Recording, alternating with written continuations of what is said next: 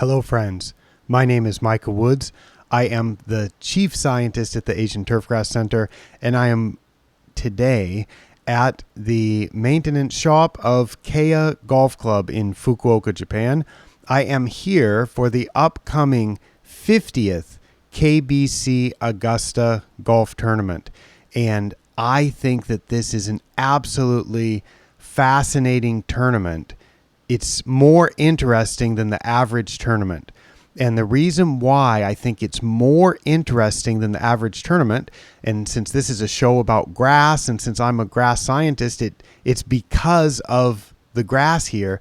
This golf course has Zoysia putting greens. Now, Zoysia putting greens are not terribly uncommon in some parts of the world. There are a lot of courses in Japan that have Zoysia greens. There are a lot of courses in Southeast Asia that have Zoysia greens, and there are an increasing number of golf courses in the United States that have Zoysia greens. But it is uncommon to have professional golf tournaments played on Zoysia greens on the top level of the Japanese men's tour, the JGTO, the Japan Golf Tour Organization. For regular events through the year, this is the only one. The KBC Augusta tournament that I'm at this week, held at Keya Golf Club, is the only one that is held on Zoysia greens. And it's really interesting. I will talk a little bit more about why this is so interesting. But on the ladies tour, the ladies golf in Japan is very popular, certainly at the professional level. And Kawana Golf Club hosts a tournament every year that at least one course on the ladies tour also has Zoysia greens. So and then of course in Southeast Asia, it's quite common for tournaments to be held on Zoysia greens. But here in Japan on the men's tour, this is the only one that's regularly held on Zoysia greens. And I wrote a blog post about this that I am going to discuss or kind of give you some background information about. I will put a direct link to this blog post, which is called Tournament Golf on Zoysia Greens. I will put a direct link to this blog post in the show notes.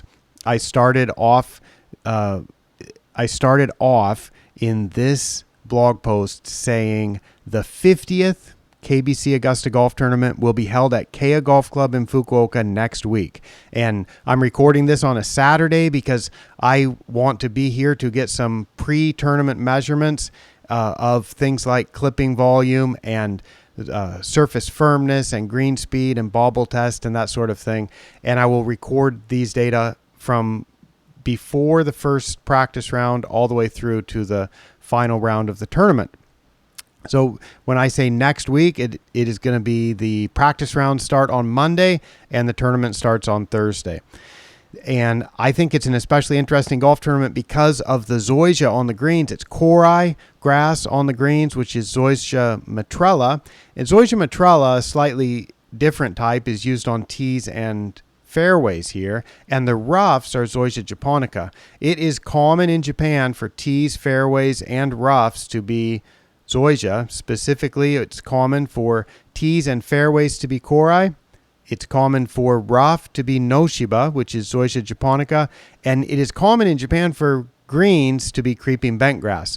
The reason why greens are typically creeping bentgrass is because the ball roll is smoother and truer on bentgrass than it is on Zoysia, because Zoysia is distinctive for having a very rigid or stiff leaf blade. If you check out my YouTube channel, I will get a video posted on my YouTube channel that shows and it doesn't only show, but it will provide a soundtrack of the crunching noise that you can hear when a foot goes across, when you're just walking normally across a korai putting green. You can hear a crunch underfoot that is atypical for other types of grasses. I don't hear that type of sound when I'm walking across a creeping bentgrass green. I don't hear that type of sound when I'm walking across a ultra dwarf Bermuda grass or a Poa annua or a fine fescue green, but I do hear that sound when walking across a well-maintained Zoysia green. And the reason for that is because the leaf blades are so stiff. And this creates all kinds of interesting things related to ball roll. Because the leaf blades are so stiff, it creates a situation where the golf ball itself can be influenced by the orientation of the leaves to a high degree. You'll sometimes hear, and in fact, I once thought that Zoysia did not have much grain because the leaf blades look like they're growing upright, and it seemed to me that Zoysia greens didn't have so much grain. But then I started paying attention to it more, and I realized that Zoysia greens have quite a bit of grain, and I measure that when I do the bobble test, and if the ball goes down grain, it's not deviating by bouncing or by snaking or chattering very much. But when it goes into the grain, it's a totally different story. There's a lot more bobble, chatter, and snaking. And you see that when you putt, and one of the reasons why I like the bobble test so much is because it gives a score, a numerical score to the quality of the ball roll that is very similar to what golfers see as they are hitting their putts. So we end up with something that's correlated quite nicely with what golfers see. So back to Keya Golf Club and the korai greens. I put a beautiful drone picture in here at sunset of the 18th hole or the 18th green complex in the clubhouse and some of the first 9 at Keya Golf Club looking out over, I think it's the Genkai Nada Sea. This is in western Japan, and this photo is by Tak Miyamoto, and this is one of the many beautiful scenes that you will find here at Keya Golf Club. I mentioned that I will be especially interested this week in the green firmness, the soil volumetric water content, the stimp meter measurement, which is the green speed, the bobble test scores, which are a measurement, a numerical number that obviously a numerical score for the quality of the ball roll, how smooth and true the ball rolls across the surface. And I'm also going to be looking at clipping volume from the greens. And I first made these measurements at this exact tournament with these greens in 2013. So it's now been 11 tournaments since then, except for the 2020 event, which was canceled because of the pandemic. I think this will be my 9th tournament. I couldn't come to the 2021 tournament, but I was back here in 2022, and I'm here again in 2023. I put a photo, if you're watching this, or if you go to the blog post, you will be able to see this photo of the measurement tools. There's a 500-gram clay hammer. A lot of people ask me about the tool that I typically use to measure the firmness of the greens and how much it weighs. This is the SDI Golf Course Firmness Tester, and it has a 500-gram missile that you drop through a tube, and it measures the maximum deceleration in gravities, and that is a lovely tool for measuring surface hardness or firmness. I've got a TDR 350, and I use the 3-inch probes or the 7.5 centimeter depth probes. That is what I use to measure the soil water content. I use a stimp meter to measure the green speed, and also I assess the quality of the roll by measuring the bobble test at the same time that I am measuring the green speed. And then I have a meat thermometer or a cooking thermometer, a food thermometer that I put into the soil to a 5 centimeter depth and measure the soil temperature. I have an infrared thermometer that I use to measure the surface temperature. And I also have a Kestrel portable weather station that I use to measure the wind speed and the air temperature and the humidity and the dew point and that sort of thing at the time that I make these measurements. So I've got quite a time series of these data for this particular tournament. If many of you will have seen me use these same tools to measure at other locations, but it becomes really valuable for at this particular property to be able to take these measurements and then look at what work was done to create the conditions. And we keep trying to have more consistent playing conditions, both for the members and for the tournament.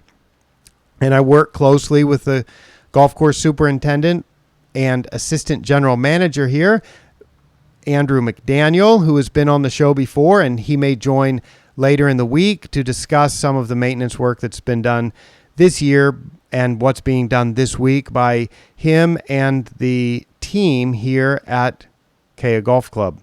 So I really think it's interesting to measure these things on Zoysia greens or korai greens, because when we go measure bentgrass greens, Bermuda grass greens, and Zoysia greens, which we can do in Japan. In fact, I did that last month.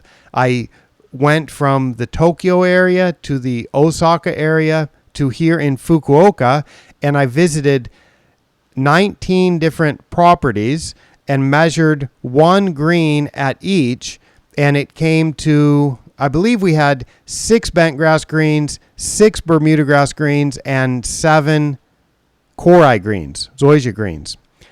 And of course, the bentgrass on average was the fastest, and the Zoysia on average was the slowest, which is typical, and that is the same thing that I've measured when I've done a similar project in Thailand. Of course, in Thailand, the grasses were a little bit different. It was Bermuda grass, Zoysia grass, and seashore paspalum on the greens there.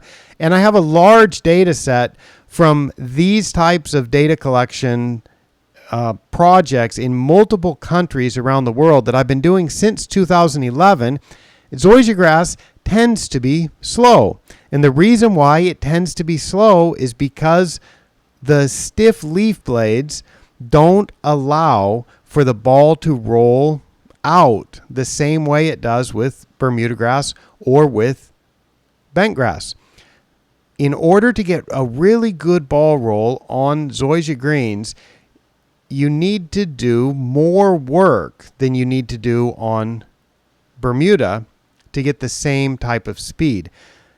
In fact, the first year that we measured these data back in 2013, the green speed was just over 9 feet for the tournament with a double cut and a roll every day. In more recent years, the speed's been a little bit faster. And of course, if it is possible to get green speeds that are a little bit faster on Zoysia, and you hear sometimes about Zoysia greens being 13 feet. In fact, Frank Rossi mentioned it on his podcast when he was talking with guest Brian Schwartz a couple months ago, I think. And I wrote to Frank because Frank said, yeah, it was February in Orlando. And I said, Frank, when you only have to mow the grass one time a week because it's basically dormant because it's winter, that doesn't really count. The green speed of dormant grasses that are still getting a bit of mowing and rolling, that it's normal for the green speed of dormant grasses to be 11, 12, 13 feet. But in the summertime, and I'm measuring the summertime weather conditions here. I was just out measuring it because the humidity was so high. At about 3:30 this afternoon, the air temperature was 31 degrees Celsius, and the humidity was 77%, and the heat index was about 41 degrees Celsius. That is, it's very humid. And so when it's humid and hot like that, the Zoysia grass is definitely not dormant. It is actively growing. And when it is actively growing and you're getting a lot of clipping volume, those leaf blades are causing a lot of impediment to the golf ball rolling out. So I've been very interested to see what type of work can be done to improve the green speed and to improve the quality of the ball roll. So I'm interested in so many things related to that, and I'm going to be sharing a lot of that this week, which is why I wanted to rush and get this ATC double cut recorded and shared so some of you can watch or listen to this and hear me announce that I'm going to be trying to share a lot of information on Twitter, or now it's called X or Shitter. I'm not sure if you put a Xitter, it could be pronounced like that. You also can expect to see some videos on my ATC YouTube channel. So I will put some videos, some short videos, and perhaps some longer videos of the maintenance work that's done this week and of the grasses and the observations that I make about that. And I am looking forward. I can't promise exactly how much I will be able to share, how productive I can be in producing a lot of material and content, but I do know that in the mornings I will be collecting data, and after the rounds are completed, I will be collecting more data, and in the middle of the day, I can't really be out on the golf course because there are golfers playing because it's a tournament. So I may have some time to put a few videos together or record some more double cuts or share some informative threads on Twitter, because there are interesting things done here that you may have heard about or you may have read about on the ATC website. And I like to try to explain them again and again and again because I continue to learn from them. And I would like to explain it to you so you can decide if it is possibly applicable for your facility. One of the things that I've learned here, and it's related to these Zoysia greens that I mentioned, is it's possible to have firm surfaces and surfaces that can still support a mower. The mower doesn't sink in and scalp. The bed knife doesn't sink into the turf canopy and scalp, even with infrequent top dressing and not as much sand top dressing as you might expect as normal. I believe it's a 2019 article in the USGA Green Section Record, the standard recommendation was given as 25. This is the annual amount of sand that's supposed to be applied to modern putting greens, from 25 to 35 cubic feet per 1,000 square feet. In the units that I prefer, which is depth of sand, that is something like 7 millimeters up to 11 millimeters of sand on an annual basis. That's how much you're supposed to apply.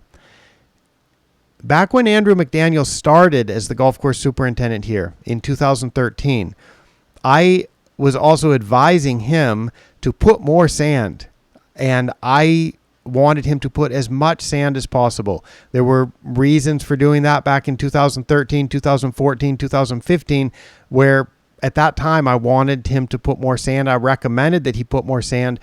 But he noticed that because of the stiffness of the leaf blades, that the sand just doesn't work into the soil. It doesn't work down to the base of the grass plant like it does with bentgrass or ultra dwarf Bermuda grass. Of course, with those grasses, if you've ever managed those grasses and had a really tight leaf canopy where the leaves are really close together, it can be difficult to work sand into those species canopies also. But Zoysia is a different animal because of the stiffness of the leaf blades. The sand, if you put like a dusting of sand, that sand sticks around for 2 or 3 weeks and it just doesn't work its way down. And you can try to verticut it in and it just spreads it around, but it doesn't go down by gravity the way it does with other grasses because the leaf blades are so stiff, they act kind of like a catapult to just keep catapulting the sand back up. So that was one reason why putting sand just didn't work so well. And it became very difficult to put sand frequently. And so over time, Andrew put less and less sand to where by the time it was 2017, 2018, 2019, he was just doing 2 sand top dressings per year, putting down about 1.5 millimeters of sand. 1.5 millimeters of sand per year is 1/4. That is 25% of the minimum recommendation from that USGA Green Section record article in 2019. 1/4 of the amount. The amount of sand being applied here was 1/4 of the annual recommendation, the standard annual recommendation.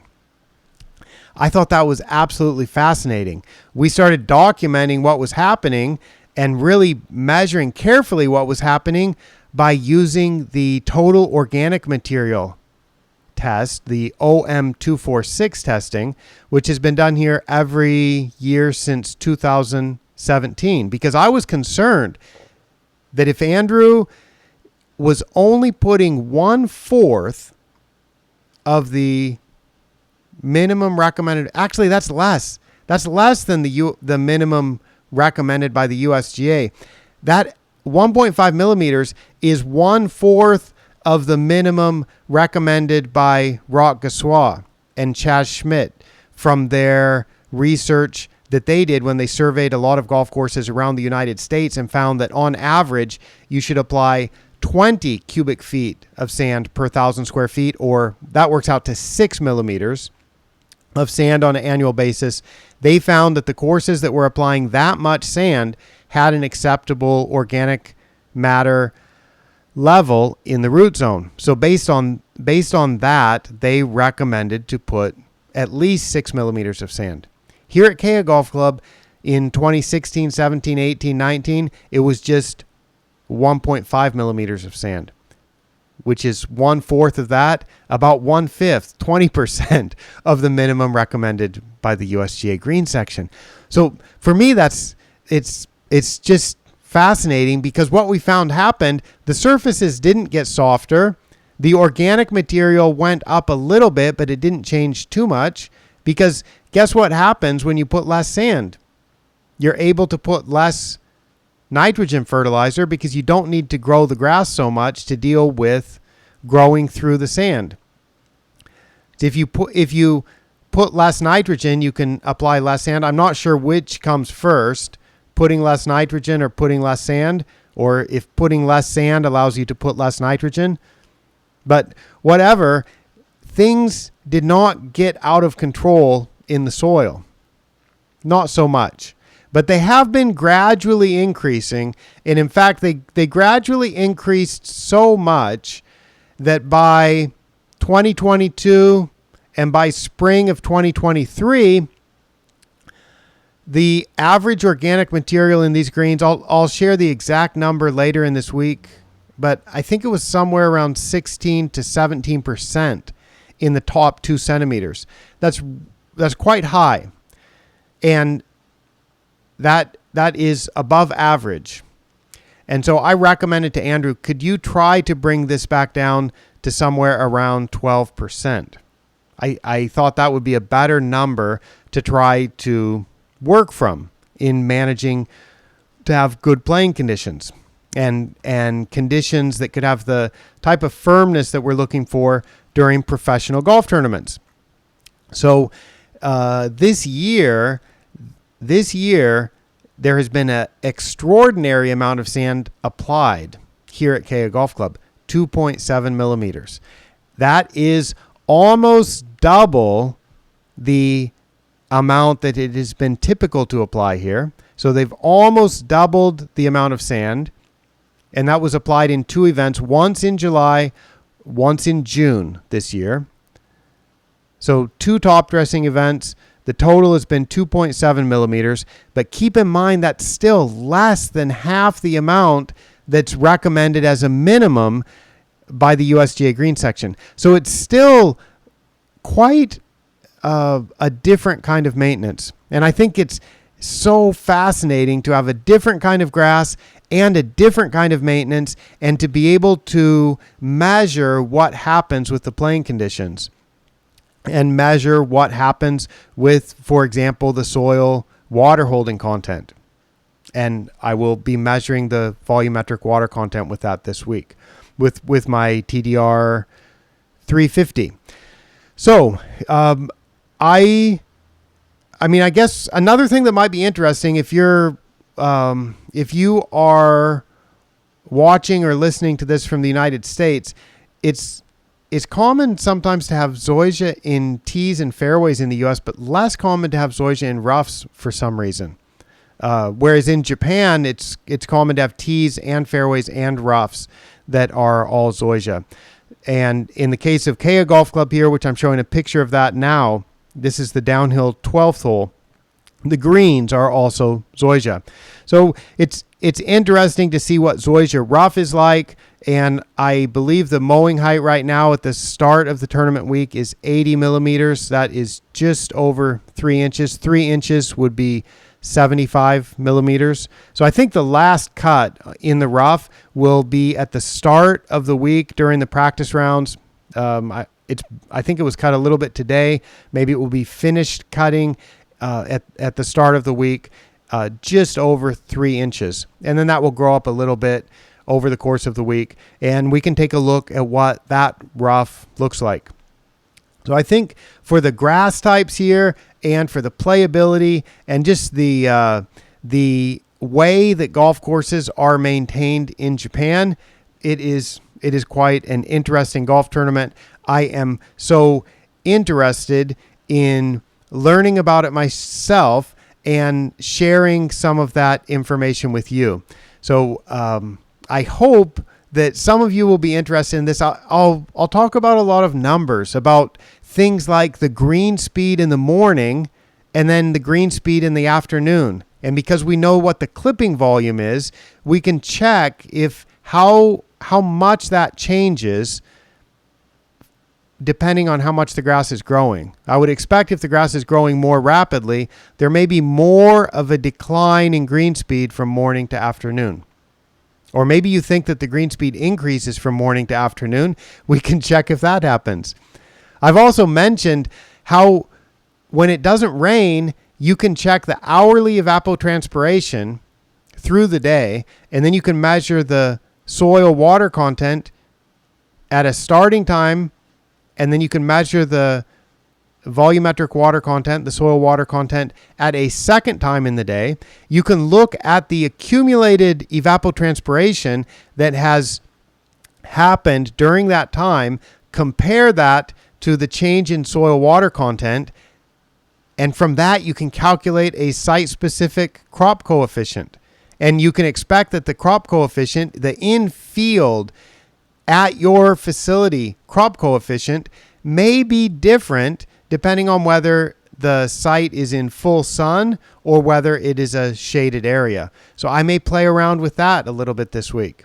And I'm also interested in the firmness measurements, which I will measure with a clay hammer, because when that 2.7 millimeters of sand was put down, sand itself doesn't necessarily guarantee that it's going to be firm.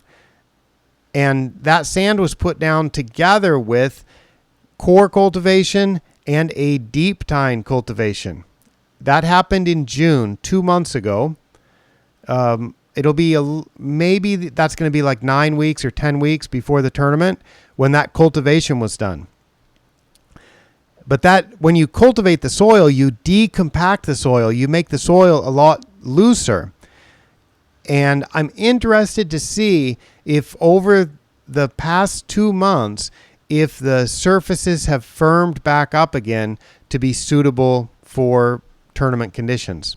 So I am curious about that. And in fact, as soon as I finish recording this, I am going to grab those tools behind me and go out and make some measurements to get started for the first time this week. So you can find a link to this blog post. You can find that on my in the show notes and in the video description. You will find a link to this blog post, and I hope you will follow along on Twitter. You will find a link to that in the show notes also. Follow along on Twitter this week. Follow along on my YouTube channel, and I will share information about this and some of the interesting things about professional tournament golf on a grass that is very uncommon for professional tournament golf. You will be able to learn some things together with me this week. All right. Thank you so much for listening, for watching, for your interest in these topics. I will sign off now for ATC from Keya Golf Club. I am Michael Woods.